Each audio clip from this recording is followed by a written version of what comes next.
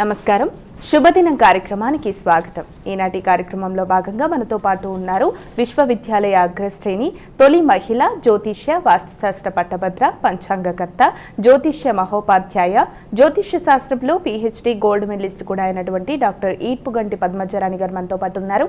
మరి నేటి రాశిఫలాల వివరాలు వారి మాటల్లోనే అడిగి తెలుసుకుందాం. నమస్కారం అమ్మ. నమస్కారం. నేటి పంచాంగం అమ్మ, మరి నేటి పంచాంగం వివరాలు తెలియజేస్తారా? 12/7/2025 శ్రీ విశ్వావసునామ సంవత్సరం ఉత్తరాయణం ఆషాఢ మాసం కృష్ణపక్షం శనివారం. సూర్యోదయం ఉదయం 5:30 సూర్యాస్తమయం సాయంత్రం 6:36. తిథి విధియ రాత్రి తెల్లవారుజామున 1:46.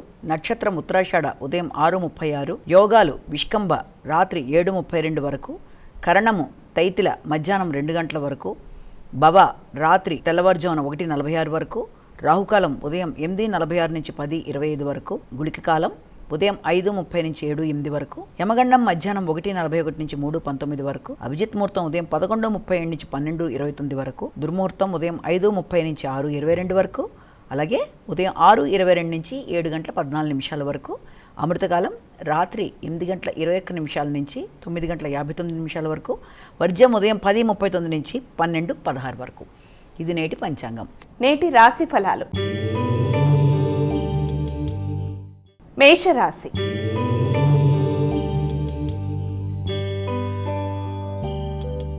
అమ్మ, ముందుగా మొదటి రాశి అయినటువంటి మేషరాశి వారికి రాశి ఫలాలు ఎలా ఉన్నాయి ఈరోజు? మేషరాశిలోకి వచ్చిన నక్షత్రాలను కనుక తీసుకున్నట్లయితే అశ్వని, భరణి, కృత్తిక 1వ పాదం.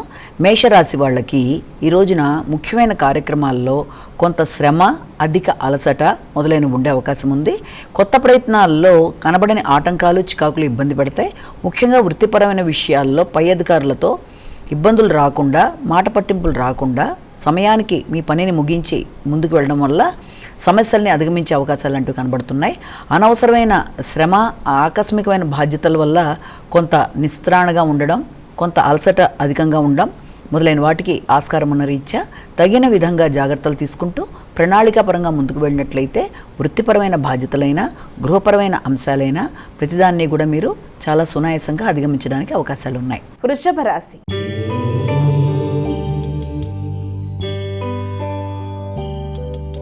అమ్మ, ఇక వృషభ రాశి వారికి ఈరోజు రాశి ఫలాలు ఎలా ఉన్నాయి? వృషభ రాశిలోకి వచ్చే నక్షత్రాలని మనం ప్రధానంగా తీసుకున్నట్లయితే వృషభ రాశిలో కృత్తిక, రోహిణి, మృగశిర.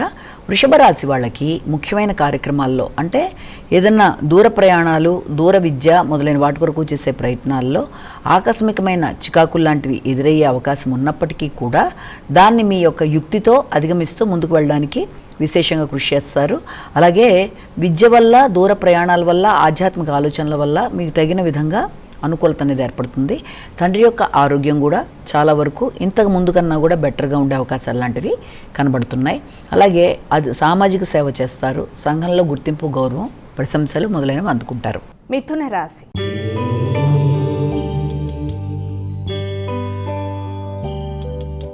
అమ్మ, ఇక తదుపరి రాశి అయినటువంటి మిథున రాశి వారికి ఈరోజు రాశి ఫలాలు ఎలా ఉన్నాయి? మృగశిర, ఆరుద్ర, పునర్వసు 3 పాదాలు. ఈ యొక్క మిథున రాశి వాళ్ళకి ముఖ్యమైన కార్యక్రమాల్లో అంటే ఆకస్మికమైన విషయాలలో కొంత ఘర్షణాత్మకమైన పరిస్థితులు లాంటివి ఎదురయ్యే అవకాశం అనేది ఉంది. ముఖ్యంగా వృత్తికి సంబంధించిన విషయాలు, ఆకస్మికమైన ఖర్చులు, అనుకోని విమర్శలకి అవకాశం ఉన్న రీత్యా ఇతరులతో మాట పట్టింపులు రాకుండా జాగ్రత్తగా ముందుకు వెళ్ళాలి. విమర్శల్ని అధిగమించే ప్రయత్నం చేయాలి. మానసిక ప్రశాంతతని పెంచుకునే విధానంలో ముందుకు వెళ్ళాలి.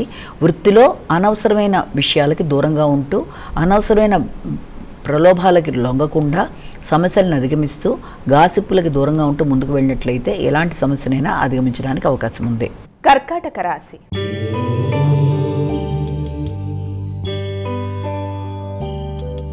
అమ్మ, ఇక కర్కాటక రాశి వారికి ఈరోజు రాశి ఫలాలు ఎలా ఉన్నాయి? పునర్వసు, పుష్యమి, ఆశ్లేష. కర్కాటక రాశి వాళ్ళకి ముఖ్యమైన కార్యక్రమాల్లో అంటే కర్కాటక రాశి వాళ్ళకి సంబంధించి సాంఘిక సంబంధాలు, మైత్రి బంధాలు మొదలైనవి చాలా వరకు అనుకూలంగా ఉంటాయి. సమయస్ఫూర్తిగా నిర్ణయాలు తీసుకుంటారు. అలాగే గుర్తింపు, గౌరవం అనే సంఘంలో ఏర్పడుతుంది. విదేశీ సంబంధమైన విషయాల మీద ఎక్కువ దృష్టి కేటాయిస్తారు. దూర ప్రదేశాల్లో ఉండే మిత్రులతో ఈ రోజున మీరు ఎక్కువ శాతం ఫోన్ రీత్యా మాట్లాడడం, వారితో కలిపి నిర్ణయాలు తీసుకోవడం మొదలైన వాటికి ఆస్కారం ఉంది. తండ్రి యొక్క ఆరోగ్యం కూడా అనుకూలంగా ఉంటుంది. పెద్దల యొక్క ఆశీస్సులు లభ్యమవుతాయి. దాంతోపాటు ఆధ్యాత్మిక ఆలోచనలు కూడా చాలా వరకు వృద్ధికరంగా ముందుకు వెళ్ళడానికి మీకు ఉపయోగకరంగా ఉంటుంది. సింహరాశి.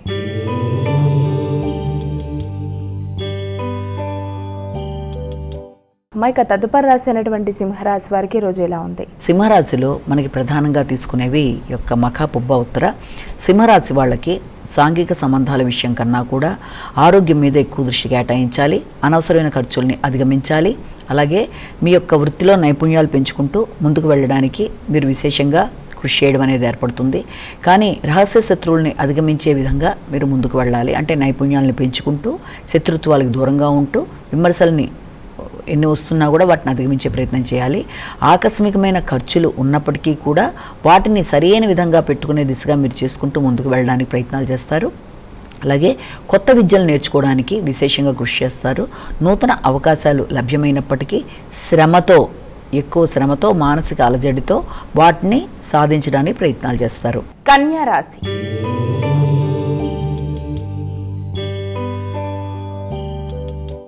మైక కన్యా రాశి వారికి రోజు ఎలా ఉంది? ఉత్తర హస్త చిత్త కన్యా రాశి వాళ్ళకి ఆలోచనలు చాలా వరకు లాభదాయకంగా ఉంటాయి. కానీ తెలియని హృదయాందోళన అనేది అధికంగా ఉంటుంది.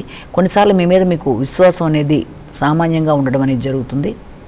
కొత్త ఆలోచనలతో కొత్త విధానాలతో ముందుకు వెళ్ళడానికి, వ్యాపారాన్ని అభివృద్ధిపరచడానికి, అలాగే పోటీల్లో నెగ్గడానికి, సంతానం యొక్క విద్యాపరమైన విషయాల్లో వాళ్ళు ముందుకు వెళ్ళడానికి తీవ్రంగా కృషి చేసి అనుకున్న ఫలితాలు పొందడానికి చక్కగా ముందుకు వెడతారు.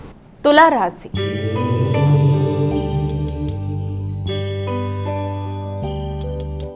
మైక తులారాశి వారికి రోజు రాశి ఫలాలు ఎలా ఉన్నాయి? తులారాశిలో ప్రధానంగా మనం మాట్లాడుకునేది చిత్త, స్వాతి, విశాఖ 3 పాదాలు. ఈ యొక్క తులారాశి వాళ్ళకి ఆశించిన విషయాలు చాలా వరకు అనుకూలంగా ఉంటాయి. కొత్త విషయాలు నేర్చుకుంటారు, కొత్త విధానాల్లో ముందుకు వెళ్ళడానికి ప్రయత్నం చేస్తారు. కొత్త ప్రదేశాల్లో ఆహార స్వీకరణ విషయంలో తగిన విధంగా జాగ్రత్త తీసుకుంటూ ముందుకు వెళ్ళాలి. గృహంలో వాతావరణం, గృహంలో వ్యక్తులు బంధువుల రాక, వాళ్ళతో కలిపి తీసుకునే నిర్ణయాలు, వృత్తిపరమైన ఎదుగుదల మొదలైన వాటి గురించి ఎక్కువ ఆలోచనలు చేస్తారు. అలాగే పూర్వపు రుణాలు ఏమన్నా ఉన్నా కూడా వాటిని తీర్చేయడానికి చేసే ప్రయత్నాలు, రోగనిరోధక శక్తి మెరుగుపడుతుంది, తల్లి యొక్క ఆరోగ్యం బాగుంటుంది, వారితో మీరు చేసే ఆలోచనలు అనుకూలంగా ఉంటాయి. విద్యాపరమైన విషయాల్లో పోటీల్లో నెగ్గుతూ ముందుకు వెళ్ళడానికి విశేషంగా అవకాశాలు కనబడుతున్నాయి. వృశ్చిక రాశి.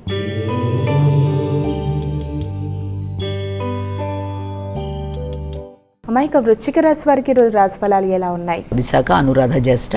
వృశ్చిక రాశి వాళ్ళకి పట్టుదల, అనుకున్న పనులు సాధించటం, సంఘంలో గుర్తింపు, వ్యక్తుల సహకారం మొదలైనవన్నీ కూడా చాలా వరకు అనుకూలంగా ఉంటాయి. మీ కింద వర్గం వారు మీకు సహాయం చేయడానికి ముందుకు వస్తారు. అయినప్పటికీ కూడా మీరు తీసుకునే నిర్ణయాలు కొన్నిసార్లు మీరే దాని మీద పూర్తి స్థాయిలో అంటే కంప్లీట్ చేసే విషయంలో కొంత వేరియేషన్స్, అంటే పూర్తిగా అది చేయకుండా వదిలేయడం, మధ్యలో వదిలేయడం కానీ, లేకపోతే ఆ పనులలో ఆటంకాలు కానీ కొంత చికాకులనే ఎదుర్కొంటారు. కాబట్టి వీళ్ళంతవరకు అలాంటి సమస్యలని అధిగమించడానికి ప్రయత్నం చేయాలి. మొదలుపెట్టిన పనిని వదిలేయకుండా ముందుకు వెళ్ళడానికి ప్రయత్నం చేయాలి. సంతానంతో విభేదాలు రాకుండా మీ ఆలోచనలు వాళ్ళ ఆలోచనలతో సమన్వయపరుచుకుంటూ అనుకున్న ఫలితాలు సాధించే దిశగా ముందుకు వెళ్ళాలి. ధనస్సు రాశి.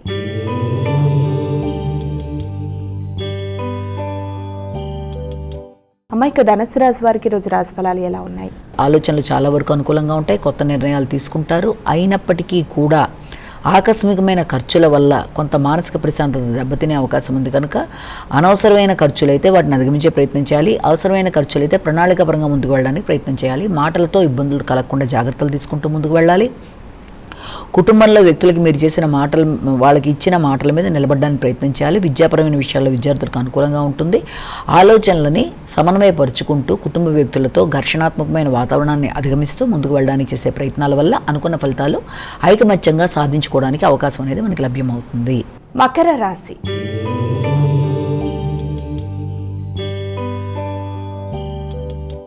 మైక మకర రాశి వారికి రోజు ఎలా ఉంది? ఈ యొక్క ఉత్తరాషాఢ, శ్రవణం, ధనిష్ట మకర రాశి వాళ్ళకి మీ మీద మీకు నమ్మకం అనేది, మీ మీద మీకు కొన్ని ఆలోచనలు స్థిరంగా తీసుకోవడం, మీ మీద మీకు స్థైర్యం పెరగడం మొదలైన వాటికి ఆస్కారం ఉంది. అంటే ఏదన్నా పని మొదలుపెట్టినప్పుడు దీన్ని నేను సాధించగలననే గట్టి నిర్ణయంతో మీరు మొదలు పెడతారు. అనుకున్న విధంగానే సాధించగలుగుతారు. దానికి వ్యక్తుల సహకారం, అలాగే చాలా ఆలోచించి ముందుకు వెళ్ళే వ్యక్తులు, అంటే సంఘంలో వ్యాపారస్తుల ద్వారా కానీ, తర్వాత క్యాలిక్యులేటింగ్గా ముందుకు వెళ్ళే వ్యక్తులు, ఏమైనా చార్ట్ అకౌంటెంట్ సహాయంతో మీ ఆగిన పనులు నిర్వర్తించుకుంటూ కొత్త వ్యక్తుల సహకారంతో కావచ్చు, లేకపోతే కొత్త వ్యక్తుల పరిచయాలు, ఆ పరిచయస్తుల్లో కూడా ఎక్కువ శాతం మీకు గణితానికి సంబంధించిన వాళ్ళు కానీ, ఇంజనీరింగ్ సంబంధించిన వారు కానీ, చార్టెడ్ అకౌంటెంట్స్ కానీ వాళ్ళ యొక్క కొత్త వ్యక్తుల పరిచయాలు అనేవి మీకు ఏర్పడతాయి. వారి యొక్క సలహా సంప్రదింపులతో ముందుకు వెళ్ళడానికి ప్రయత్నం చేస్తారు. కుంభరాశి.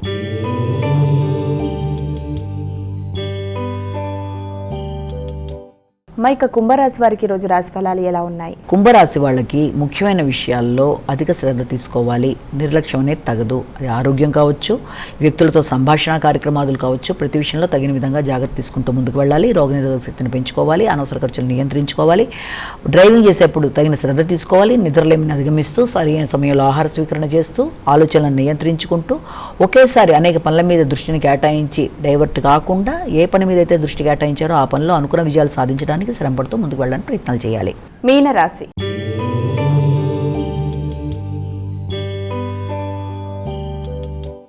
ఇక చివరి రాశి అయినటువంటి మీనరాశి వారికి రాశి ఫలాలు ఎలా ఉన్నాయి? పూర్వత్ర త్రపతి రేవతి. మీన రాశి వాళ్ళకి ఆశించిన ఫలితాలు అనుకూలంగా ఉంటాయి. చిన్ననాటి మిత్రుల్ని సంప్రదిస్తారు, నెట్వర్క్ పెంచుకుంటూ ముందుకు పెడతారు. సోషల్ మీడియాలో మీ యొక్క ఇది పెరుగుతుంది.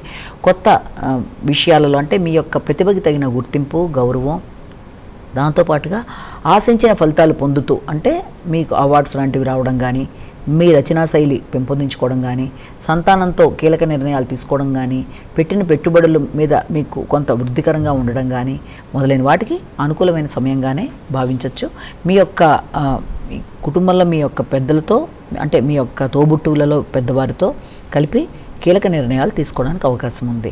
ఇక ద్వాదశ రాశుల వారందరూ కూడా పాటించడానికి వీలుగా ఉన్నటువంటి పరిహారం ఏదైనా తెలియజేస్తారా? ద్వాదశ రాశుల వారికి పరిహారాన్ని తీసుకున్నట్టయితే మేషరాశి నుంచి మీన రాశి వరకు 12 రాశుల వారికి కూడా ఈ రోజున అవకాశం ఉన్నట్లయితే తప్పనిసరిగా ఈ యొక్క గోవిందనామాలు కానీ, వెంకటేశ్వర స్వామికి సంబంధించిన శ్లోకాలు, అష్టోత్తరాలు మొదలైనవి, అలాగే వెంకటేశ్వర స్వామికి సంబంధించిన దేవాలయ సందర్శన మొదలైనవన్నీ కూడా మీకు చాలా చక్కటి ఫలితాలు ఇస్తాయి.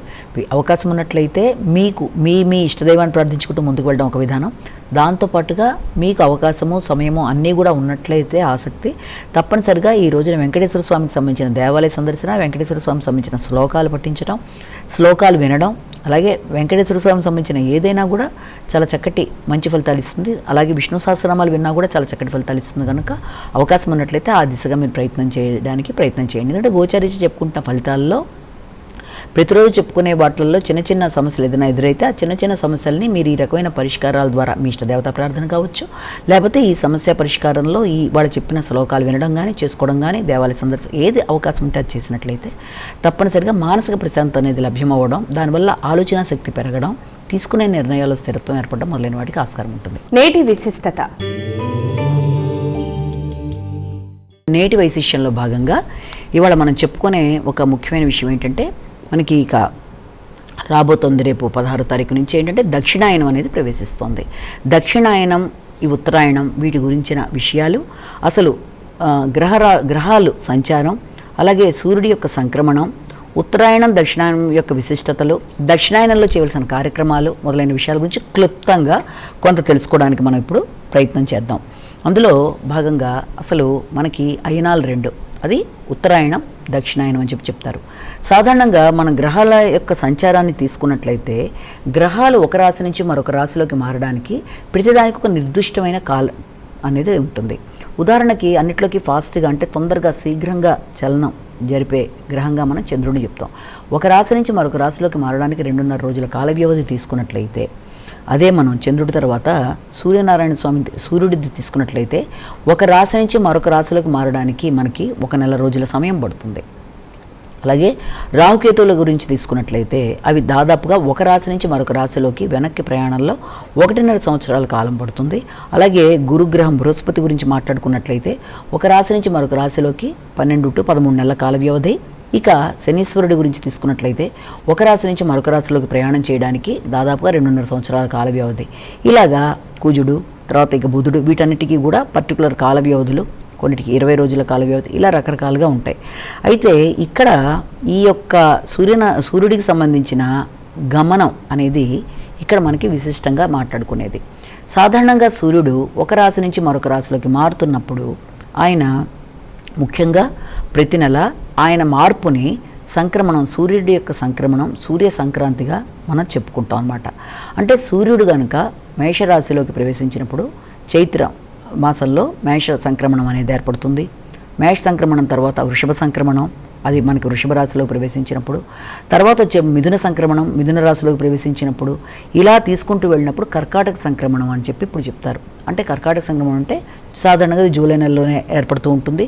సూర్యుడు మిథున రాశి వదిలేసి కర్కాటక రాశిలోకి ప్రవేశించడం జరుగుతుంది. అక్కడ నెల రోజులు ప్రతి దాంట్లోనూ ఒక నెల రోజుల కాల వ్యవధి అనేది ఆయనకు ఉంటుంది.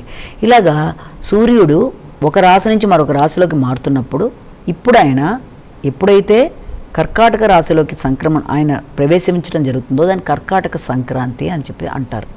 అది ఆ కర్కాటక సంక్రాంతి కర్కాటకంలోకి ఆయన ప్రవేశించిన కాలం నుంచి ఆ తర్వాత వచ్చే వివిధమైన నెలల్లోకి ఆయన ప్రవేశాలు జరుగుతాయి. అంటే కర్కాటకం తర్వాత సూర్యు యొక్క రాశి మార్పు అనేది తీసుకున్నట్లయితే వరుసగా ఇక ఆయన ఈ యొక్క సింహ సంక్రమణం, ఆ తర్వాత సింహం తర్వాత కన్య, తుల, వృశ్చికం, ధనస్సు, ఇలా వరుసగా ఆయన యొక్క ఇది మకరం దాకా. ఎప్పుడైతే సూర్యుడు 6 నెలల కాలం అంటే ఈ యొక్క కర్కాటకం నుంచి మకర రాశి దాకా ఉండే మధ్యకాలంలో ఆయన ఉండే ప్రదేశాన్ని దక్షిణాయనం అంటారు. ఈ సమయం నుంచి సమయం దాకా ఆయన మూమెంట్స్ ఇక దక్షిణం వైపు ఆయన ప్రయాణం స్టార్ట్ అవుతుంది. ఆ తర్వాత మకర రాశిలోకి సూర్యుడి ప్రవేశాన్ని మనం ఉత్తరాయణంగా మనం చెప్పుకుంటాం. అది ఉత్తరాయణం నుంచి దక్షిణాయనం దాకా అంటే 6 నెలల కాల వ్యవధి అనేది ఉంటుంది మనకి. ఎక్కడ మకర రాశిలో ప్రవేశించిన సమయం నుంచి మళ్ళీ ఆయన ఈ కర్కాటక రాశిలో ప్రవేశించేదాకా ఈ 12 నెలల కాల వ్యవధిలో ఈ 6 నెలల కాలాన్ని ఉత్తరాయణం అని, 6 నెలల కాలాన్ని దక్షిణాయనం అని చెప్తారు. అయితే ఉత్తరాయణ దక్షిణాయన కాలానికి ఉండే 2 అయనాలుగా మనం తీసుకుంటే సంవత్సరానికి కనుక మనం నెలలతో పాటు పక్షాలతో పాటు వారాలతో పాటు రోజులతో పాటు గంటలతో పాటు నిమిషాలు, ఎలాగైతే కాల వ్యవధి ఏర్పడుతుందో అయనాలు అనేవి కూడా మనకి విశేషమైన ప్రాముఖ్యతను ఇవ్వడం అనేది జరుగుతుంది. ఈ అయనాల్లో కూడా ఉత్తరాయణ పుణ్యకాలం అని చెప్పినట్టే దక్షిణాయన కాలాన్ని తీసుకున్నట్లయితే భగవంతుడికి సంబంధించినది దీన్ని రాత్రి కాలంగా చెప్తారు. ఉత్తరాయణాన్ని దేవతలకు సంబంధించిన ఉదయకాలంగా చెప్తారు. అంటే దేవతల ఒక రోజు అన్ని కనుక తీసుకున్నట్లయితే వారి ఒక పగలు ఒక రాత్రి, ఉత్తరాయణం దక్షిణాయనం 12 నెలల భగవంతుల యొక్క కాలం. అంటే ఒక రాత్రి ఒక పగలు, 6 నెలల ఉత్తరాయణం 6 నెలల దక్షిణాయన కాలాన్ని కలిపి మానవులకి అది ఒక సంవత్సరంలో మనకి ఒక ఇదిగా మనం మాట్లాడుకుంటాం. అయితే ఈ సమయంలో దేవునికి సంబంధించిన కార్యక్రమాలు, మంచి కార్యక్రమాలు, విశేషమైన కార్యక్రమాలు ఇంకా అన్నీ కూడా ఉత్తరాయణ పుణ్యకాలంలో చేస్తారన్నది దాని విశిష్టతలాగే ఈ దక్షిణాయన కాలం యొక్క ప్రాముఖ్యత ఏంటన్నది మనం ఇక్కడ తెలుసుకున్నప్పుడు ఏమవుతుందంటే దక్షిణాయనంలో ముఖ్యంగా ఈ యొక్క ఆషాఢ మాసంలోనే దక్షిణాయనం అనేది స్టార్ట్ అవుతుంది. సాధారణంగా 15 to 17 మధ్య అంటే 16వ తారీఖు జూలై నుంచి దక్షిణాయనం సాధారణంగా అలా స్టార్ట్ అవుతూ ఉంటుంది. ఆ స్టార్ట్ అయిన సమయంలో ఈ యొక్క ఆషాఢ మాసంలో ఇది స్టార్ట్ అయినప్పుడు జనరల్గా ఎలా ఉంటుంది అంటే భగవంతుడు యోగ నిద్రలోకి వెళ్ళడం అనేది 4 నెలల కాలంలో స్టార్ట్ అవుతుంది. అంటే తొలి ఏకాదశి నుంచి 4 నెలల కాలం మళ్ళీ ఆయన ప్రబోధిని ఏకాదశి నాడు నిద్రలేచేదాకా యోగ నిద్ర. అలాగే చాతుర్మాస వ్రతాలు అనేవి కూడా ఇక్కడ మనకి ఏర్పడతాయి ఇదే సమయంలో. ఆ తర్వాత మనకి వరుస పెట్టి పండుగలన్నీ కూడా ఏర్పడడం అంటే మనకి ఈ యొక్క వినాయక చవితి తర్వాత దసరాలు, దీపావళిలు ఇవన్నీ వరుసంగా కాలక్రమేణా వస్తాయి.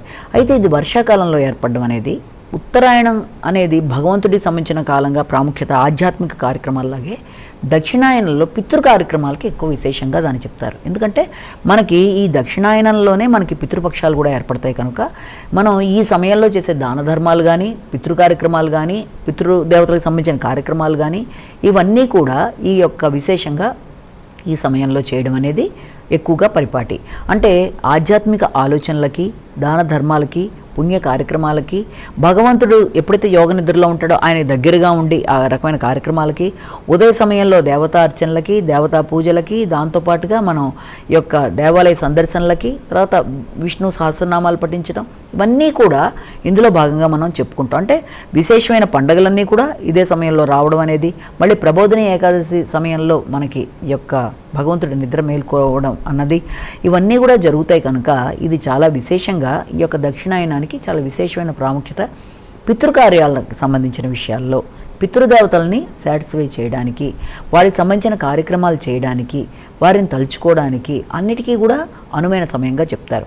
ఇంకో విధానంలో కూడా మనం చూసినట్లయితే ఈ సమయంలో మనకి వర్షాకాలంతో స్టార్ట్ అవుతుంది.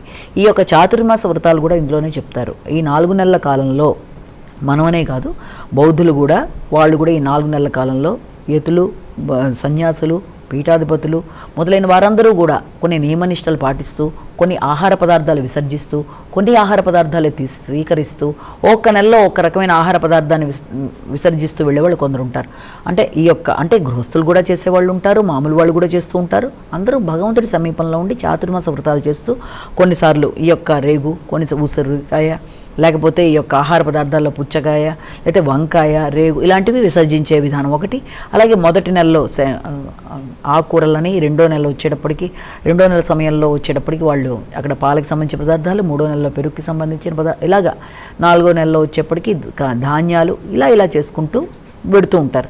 కారణాలు కూడా ఏంటి అంటే మనకి వర్షాకాలంతో ప్రారంభమవుతుంది, వాతావరణంలో మార్పులు ఏర్పడతాయి, అలాగే సూర్యుడి యొక్క గమనం మారుతుంది, పగటి సమయం కన్నా రాత్రి సమయం అనేది ఎక్కువగా ఉంటుంది.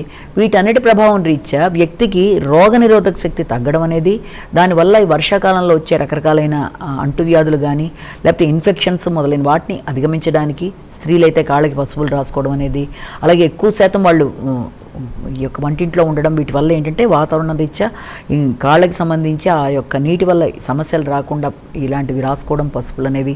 దాంట్లో మనకి ఈ యొక్క వ్యాధి నిరోధక శక్తిని పెంపొందించే యాంటీబయాటిక్స్ లాగా ఉంటుంది కనుక ఆ రకంగా చేయడం అనేది. వీటన్నిటికి కూడా కారణాలు ఏంటి అంటే సైంటిఫిక్గా చూసినా కూడా ఈ రకమైన వర్షాకాలంలో వచ్చే అనారోగ్యాలను అధిగమించడానికి కొన్ని రకాలైన ఆహార పదార్థాలు, అంటే కొన్ని ప్రత్యేకంగా వర్షాకాలంలో మాత్రమే వచ్చే మంచి ఆహార పదార్థాలు కూడా ఉంటాయి, వాటిని తినడం, కొన్నిటిని విసర్జించడం అనేది, కొన్నిటి వల్ల ఆహారంతో రోగనిరోధక శక్తిని పెంచుకోవడం అనేది మొదలైన వాటికి కూడా అనుకూలమైన సమయంగా కూడా దీన్ని చెప్తారు. కనుక ఈ రకమైన కార్యక్రమాలు మన పూర్వీకులు పెట్టడం జరిగిందంటే ఈ రకంగా ఆలోచించి చూసినా కూడా మన యొక్క ధర్మంలో ఆరోగ్యపరమైన విషయాలు, దాంతోపాటు సైంటిఫిక్ రీజన్స్, తర్వాత ఈ యొక్క తీసుకునే ఆహార పదార్థాలు, అలాగే ఏ పదార్థం తీసుకుంటే ఏ రకమైన ఆరోగ్యం అన్న విధానంలో చూసుకుంటూ ఈ యొక్క చాతుర్మాస వ్రతాలు కావచ్చు, అదే సమయంలో ఈ బౌద్ధులు చేసుకునే కార్యక్రమాలు కావచ్చు, దానికి ఆ రకమైన ఎవరి యొక్క విధానంలో వాళ్ళు చేసుకుంటూ వెళ్ళినా మొత్తానికి దాని కన్క్లూజన్లో కూడా మనం చెప్పేది ఏంటంటే ఆరోగ్య సంబంధమైన సూత్రాలు అనేవి దక్షిణాయనంలో అధిక శాతం పాటించే విధంగా వాతావరణ మార్పులకి, వర్షాకాలం తర్వాత కంటిన్యూస్ శీతాకాలంలో వచ్చే రకరకాల అనారోగ్యాలకి మన శారీరకంగా మనం సిద్ధంగా ఉండడానికి పూర్వీకులు ప్రవేశపెట్టిన విధానాల్లో కూడా మనం ఇది తీసుకోవచ్చు. ఉపవాస కార్యక్రమాలు కావచ్చు, లేకపోతే మనం అంటే ఉపవాసం లంకణం, పరమలంకణం అన్న విధానంలో ఏదైనా కొందరికి ఆరోగ్యం బాగుండకపోతే ఒకసారి ఉపవాసం చేసేసి బాడీని సెట్ చేసేసుకోవడం అనేది కూడా మన పూర్వీకుల్లో చూస్తూ ఉంటాం. కాబట్టి ఈ దక్షిణాయన కాలంలో కూడా ఎక్కువ శాతం ఏం చెప్తారంటే ఈ జూలైలో మనకి ఈ 16వ తారీఖు ఇంచుమించుగా, కొన్ని సందర్భాల్లో 21వ తారీఖు అని కూడా చెప్తారు. కనుక ఈ సమయంలో ఈ దక్షిణాయన కాలం అంతా కూడా భగవద్భక్తి, పితృకార్యాలు, పితృదేవతల్ని సాటిస్ఫై చేయడం. ఎందుకంటే పితృదేవతల్ని సాటిస్ఫై చేయడం బట్టి మన కుటుంబం అభివృద్ధికరంగా ముందుకెడుతుంది, సంతానం అభివృద్ధికరంగా ముందుకెడుతుంది, వారి యొక్క ఆశీస్సులు ఎల్లవేళలా మనకు కావాలి. కనుక పితృ కార్యక్రమాలు, పితృదేవతలకు సంబంధించిన విషయాలు, ఆధ్యాత్మిక అభివృద్ధి, ఆధ్యాత్మిక ఆలోచనలు, అలాగే సరి అయిన ఆహారం, సరి అయిన సమయాన్ని తీసుకోవడం, అలాగే మానసిక శక్తిని మనం పెంచుకునే విధంగా ముందుకు వెళ్ళడం, ఇతరులకి దాన ధర్మాది కార్యక్రమాలు లాంటివి చేసుకుంటూ ముందుకు వెళ్ళడం. అందుకే మన బౌద్ధుల్లో కూడా చూసినట్లయితే వాళ్ళల్లో కూడా ఇలాంటివన్నీ ఉంటాయి. బహుమానాల రూపంలో ఈ 4 నెలలకి చాతుర్మాస వ్రతాల్లో వాళ్ళు ఏం చేస్తారంటే ఓ చోట స్థిరంగా ఉండిపోతారు. అంటే ఎక్కడ ఉంటారో అక్కడే ఉండిపోతారు. ఒక చోటకి వెళ్ళి ఒకవేళ బయటికి వెళ్ళినా మళ్ళీ రాత్రికల్లా ఇంటికి వచ్చేస్తారు. వీలైనంతవరకు ఒకే చోట ఉండి భగవంతుడి యొక్క ఆరాధన చేసుకుంటూ, భగవంతుడి యొక్క బోధనలు వింటూ వాళ్ళు ఆ రకంగా ఉంటారు. దానికి వాళ్ళని ఆ సమయాన్ని వాళ్ళని మాసో అని కూడా అంటారు. అప్పుడు చక్కటి ఎల్లో కలర్ ఫ్లవర్స్ చాలా బాగా వికసిస్తాయి. అవన్నీ తీసుకొచ్చి దేవుడి యొక్క పూజ కొరకు వాళ్ళు దాన్ని ఉపయోగించుకోవడం అనేది, అలాగే పంచశీల పఠనం అనేది చేయడం, మంచి విషయాలు చెప్పడం అనేది, ఆ గృహంలో ఉండేవాళ్ళు వాళ్ళకి రకరకాల బహుమానాలు లాంటివి ఇవ్వడం, ఆ బహుమానాల్లో కూడా ఉపయోగపడేవి. అంటే ఏంటంటే గొడుగులు అనేవి, తర్వాత పాదరక్షలు అనేవి, తర్వాత వారికి కట్టుకునే బట్టలు అనేవి, అలా వాళ్ళలో విధానం అలా ఉంది. అలాగే మనం కూడా పుణ్య కార్యక్రమాలు చేస్తూ పెద్దల యొక్క ఆశీస్సులు తీసుకుంటూ మన పుణ్యబలాన్ని పెంచుకుంటూ, అంటే ప్రపంచంలో వ్యక్తికి కావాల్సింది ఏంటంటే పుణ్యబలం అనేది అధికంగా ఉంటే ఎలాంటి సమస్యలనైనా అధిగమించడానికి అన్ని విధాల అనుకూలత అనేది ఉంటుంది. కనుక దక్షిణాయన పుణ్యకాలంలో వ్యక్తి చేయవలసింది యొక్క సూర్యనారాయణ స్వామి యొక్క గమనం ఎప్పుడైతే మనకి అటువైపు పెడుతుందో ఆ విధానంలో దక్షిణం వైపు ఆయన వెళ్తూ ఉండడం బట్టి ఆ మార్పుకి అనుకూలంగా వ్యక్తుల యొక్క ఆరోగ్య పరిరక్షణ, తర్వాత వ్యక్తులకి అన్ని విధాల పుణ్యబలం పెంచుకోవడం, తర్వాత అభివృద్ధికరంగా ముందుకు వెళ్ళడానికి అనుకూలంగా చూసుకుంటూ ముందుకు వెళ్ళడానికి దక్షిణాయనం అనేది చాలా చాలా విశేషంగా చెప్తారు.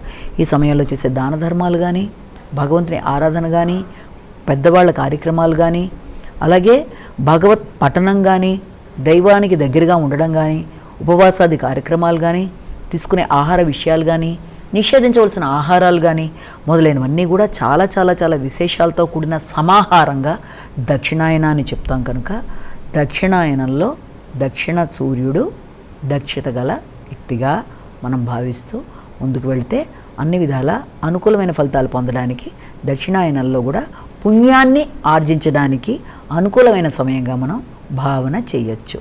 నమస్కారం. మరి వీక్షించారుగా ఇది ఇవాళ శుభదినం కార్యక్రమం. రేపటి కార్యక్రమంలో మళ్ళీ కలుద్దాం. అంతవరకు సెలవు. నమస్కారం.